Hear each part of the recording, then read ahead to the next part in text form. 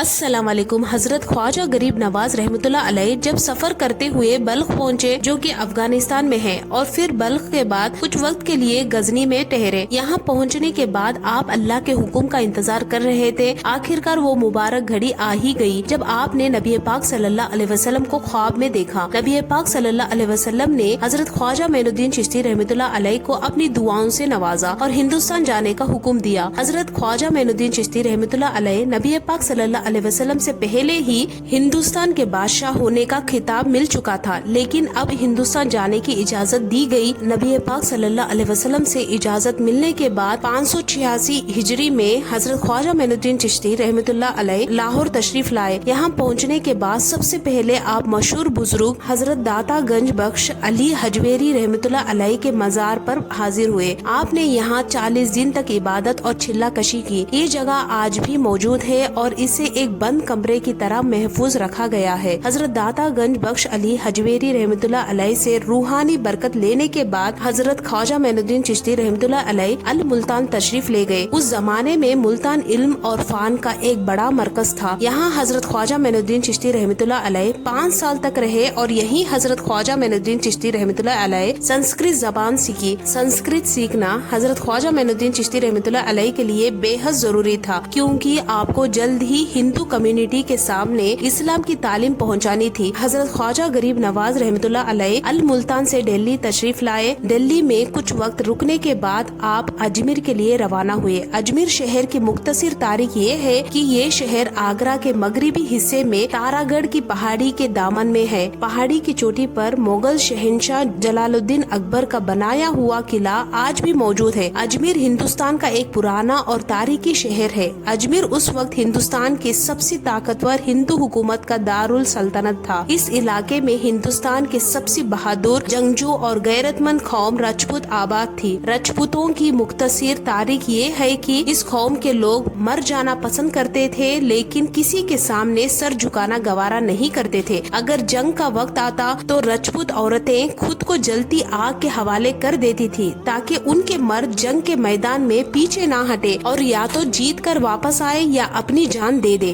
ये वही कौम थी जिसे हजरत ख्वाजा गरीब नवाज रहमतुल्लाह अलैह खुदा के एक होने का पैगाम देने वाले थे। उस वक्त दिल्ली और अजमेर पर राजा पृथ्वीराज चौहान की हुकूमत थी। अजमेर पहुंचने के बाद हजरत ख्वाजा गरीब नवाज ने तारागढ़ की पहाड़ियों के नजदीक अपनी खानका बनाई। ये खानका सिर्फ घास फूस की एक छोटी सी झोपड़ी थी, जिसमें हजरत सुल्तान उल हिंद खयाम फरमाए थे। उनके पास सिर्फ नमाज का एक मुसल्ला, पानी का बर्तन और एक जोड़ा लिबास था। यही सब उनका सामान था। शुरुआती दिनों में यहाँ के राजपूतों ने हजरत ख्वाजा गरीब नवाज रहमतुल्लाह अलैह को कोई खास अहमियत नहीं दी। उन्होंने आपको एक सादा जोगी यानी सन्यासी समझा, जो दुनिया से दूर आकर जंगल में बस गया हो। लेकिन जब कुछ लोगों ने आपकी झोपड़ी में आकर देखा तो उन्हें पता चला कि आपकी शख्सियत हिंदुस्तान के सन्यासियों से बिल्कुल अलग है। इसके बाद सवालों का एक सिलसिला शुरू हो गया। राजपूत आपको देखने आते और आपकी नूरानी शख्सियत देखकर हैरान रह जाते। आपके चेहरे में ऐसी रौनक और कशिश थी जो देखकर लोगों के दिल खींचने लगते थे। हालांकि वो समझ नहीं पा रहे थे कि आप कौन हैं, लेकिन उनकी रूहें आपकी तरफ झुकने लगी। अब राजपूतों को ये अंदाजा हो चुका था कि हजरत ख्वाजा गरीब नवाज रहमतुल्लाह अलैह हिंदू मजहब की किसी भी तरीके पर अमल करने वाले नहीं है। लेकिन क्योंकि उन्होंने राजस्थान के इस इलाके में पहले कभी मुसलमान को इबादत करते हुए नहीं देखा था, इसलिए वो आपके मजहब की हकीकत समझ नहीं पा रहे थे। फिर एक दिन कुछ राजपूत हजरत ख्वाजा गरीब नवाज रहमतुल्लाह अलैह की झोपड़ी में दाखिल हुए।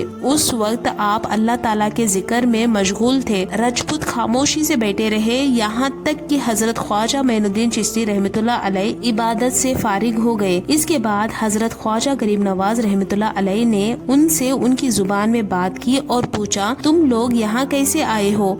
राजपूत उस गैर मकामी शख्स की साफ और असरदार जुबान सुनकर हैरान रह गए। उनमें से एक ने तेज लहजे में जवाब दिया, हम कुछ दिनों से देख रहे हैं कि तुम यहाँ जंगल में अकेले हो। हमने सोचा कि तुम्हारे आने की वजह पूछे। आखिर तुम कौन हो और यहाँ किस लिए आए हो? हजरत ख्वाजा गरीब नवाज रहमतुल्लाह अलैह ने नर्म और मीठी जुबान में फरमाया, क्या मेरी वजह से तुम्हें कोई तकलीफ पहुँची है?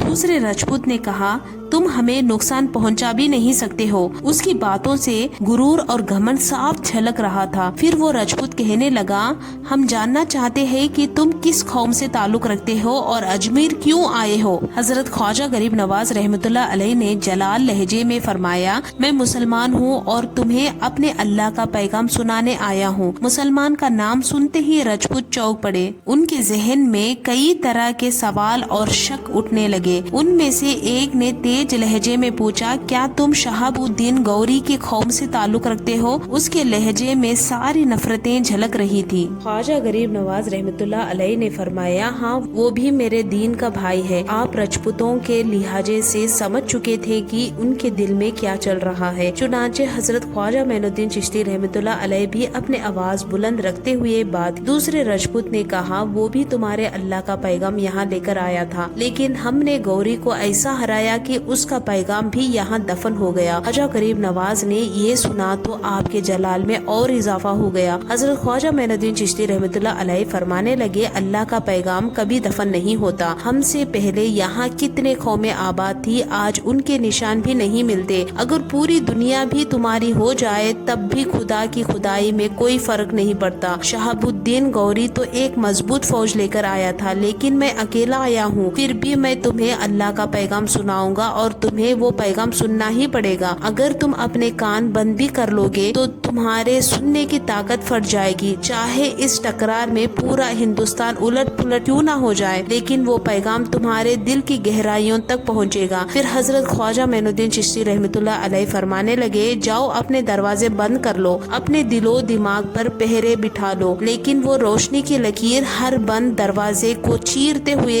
तुम तक पहुँचेगी। ये एक बड़ा दावा था और वो भी एक ऐसे इंसान की तरफ से किया गया जो सरकश और गुरूर भरी कौम के बीच बिल्कुल अकेला खड़ा था। ख्वाजा गरीब नवाज की ये बेबकी राजपूतों को नागवार गुजरी। वो कहने लगे, हम अपनी जमीन पर ये सब कुछ बर्दाश्त नहीं करेंगे। एक राजपूत ने अपनी रिवायत और गुरूर दिखाने की कोशिश की। इस पर ख्वाजा गरीब नवाज ने पूरे जलाल लहजे में फरमाया, ये जमीन अल्लाह रब्बुल इज्जत की है। अगर ये किसी इंसान की होती तो तुम्हारे बाप दादा इसे अपने साथ ले जाते, लेकिन उन्होंने भी मौत का मजा चखा और खाली हाथ चले गए। हम सब इस जमीन पर अल्लाह के किराएदार हैं और जल्द ही उसकी बारगाह में पेश होने वाले हैं। ये सुनकर दूसरे राजपूत ने गुस्से में कहा, हम किसी अल्लाह को नहीं मानते। जमीन और आसमान पर हमारे देवताओं की हुकूमत है। अगर तुम यहाँ और रहना चाहते हो तो एक ही शर्त है कि तुम अपनी जुबान पर आइंदा अल्लाह का नाम ना लाओ। ये इस्लाम के जाहिर करने पर पहली पाबंदी लगाई गई थी। ख्वाजा गरीब नवाज रहमतुल्लाह अलैह ने फरमाया, मेरे लिए तो अल्लाह ही सब कुछ है। हजरत ख्वाजा मोइनुद्दीन चिश्ती रहमतुल्लाह अलैह के चेहरे मुबारक पर एक अलग ही रंग उभर आया। फिर ख्वाजा गरीब नवाज रहमतुल्लाह अलैह की आवाज गूंजी, मैं अल्लाह रब्बुल इज्जत के नाम से जिंदा हूँ और तुम्हें भी उसके नाम की बरकत से जिंदा करने आया हूँ। ये सुनकर राजपूत खफा होने के बजाय हंसने लगे।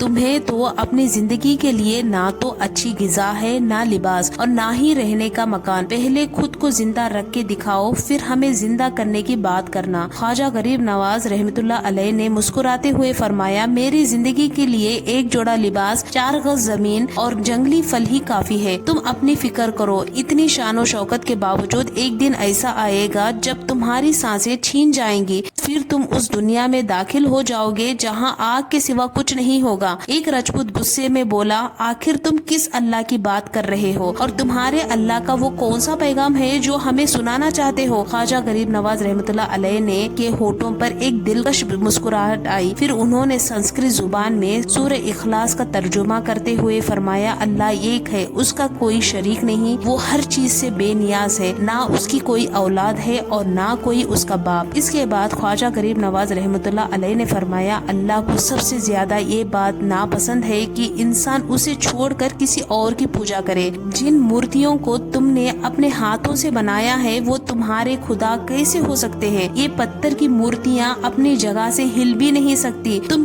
किस उम्मीद पर इनके आगे दामन फैलाते हो? ये तो खुद तुम्हारी मोहताज है कि तुम इन्हें एक जगह से उठाकर दूसरी जगह रखते हो। ये सुनकर राजपूत गुस्से में लाल हो गए। उनकी तलवारें मियाँ से बाहर आ गई। वो उस मुसलमान फकीर का काम तमाम करना चाहते थे जो उनके देवताओं की बेइज्जती कर रहा था, लेकिन ख्वाजा गरीब नवाज रहमतुल्लाह अलैह ने उन पर एक करम की निगाह डाली। अचानक एक बिजली सी लहर उठी। वो राजपूत जिनकी बहादुरी की शोहरत पूरे हिंदुस्तान में थी, ख्वाजा गरीब नवाज रहमतुल्लाह अलैह के सामने झूठी साबित हो रही थी। उनके जिस्म पर कपकपी तारी हो गई। उनकी तलवारें हाथों से गिर पड़ी और वो घबराकर वहाँ से भाग खड़े हुए। ये एक अजीबोगरीब नजारा था। वो राजपूत जो कुछ देर पहले अपनी बहादुरी और शान के किस्से सुना रहे थे, ख्वाजा गरीब नवाज की एक नजर भी नहीं झेल सके और ऐसा भाग खड़े हुए जैसे कोई ताकतवर दुश्मन उनका पीछा कर रहा हो। राजपूत फौजियों में से कुछ दिन तक इस वाकया का जिक्र दबे लहजे में होता रहा। फिर वही राजपूतों की जमात जो पहले भी ख्वाजा गरीब नवाज की रूहानी शक्ति का नजारा देख चुकी थी, एक बार फिर उसी फकीर की झोपड़ी की तरफ बढ़ी।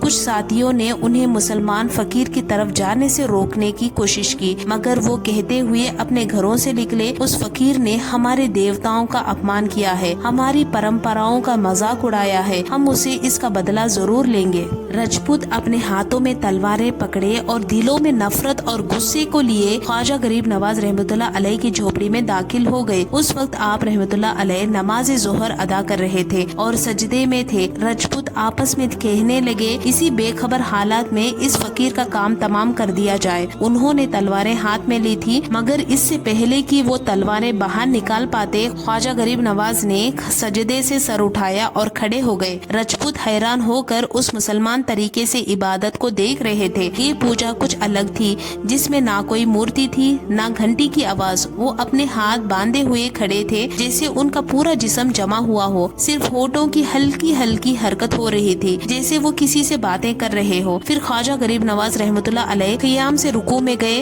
राजपूत अपनी जगह खड़े रहे। फिर जैसे ही ख्वाजा गरीब नवाज रहमतुल्लाह अलैह ने सजदा किया और जमीन पर सर रखा, राजपूतों के तलवारें खींचने की कोशिश की, लेकिन वो नाकाम रहे। उनके जिस्म की पूरी ताकत लगाने के बावजूद भी तलवार मियाँ से बाहर नहीं निकली। एक अजीब आलम था, जैसे कोई खौफ और डर ने राजपूतों के दिल और दिमाग पर कब्जा कर लिया हो। कुछ देर बाद ख्वाजा गरीब नवाज रहमतुल्लाह अलैह ने सलाम फेरा और दुआ के लिए दोनों हाथ उठाए। फिर दुआ करने के बाद वो राजपूतों की तरफ देखा और कहा, तुम्हारी मेहमान नवाजी के लिए मेरे पास सिर्फ जंगली फल है। बैठो, अपनी खोई हुई ताकत को इकट्ठा करो, फिर जो इरादा लेकर आए हो उसे पूरा करो। फकीर तो अल्लाह की राह में घर से कफन बांध कर निकला है, तुम जैसे चाहो आजमा कर देख लो। अल्लाह के दरवेश के कत्ल के लिए किसी तैयारी की जरूरत नहीं होती। ये सुनकर राजपूतों के गुस्से और नफरत ने जैसे ठंडा होना शुरू किया और फिर वो लोग एक बार फिर से